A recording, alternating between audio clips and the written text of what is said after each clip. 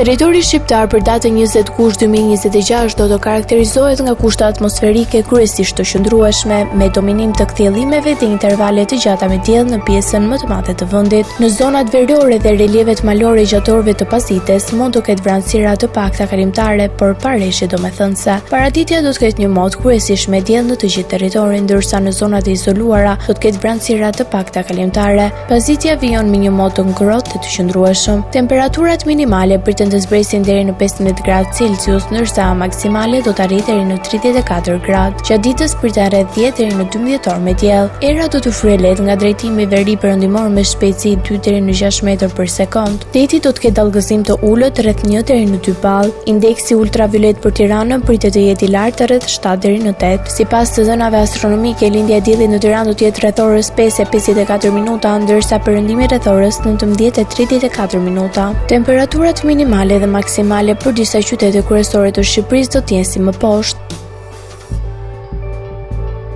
Shkodër 21 deri në 33 gradë Celsius. Kukës 17 deri në 30 gradë Celsius. Peshkopi 16 deri në 30 gradë. Tiranë 19 deri në 33 gradë. Durrës 22 deri në 32 gradë. Kavaj 21 deri në 32 gradë. Elbasan 19 deri në 33 gradë. Berat 20 deri në 34 gradë. Korçë 15 deri në 29 gradë. Florë 23 deri në 32 gradë. Gjirokastër 18 deri në 32 gradë.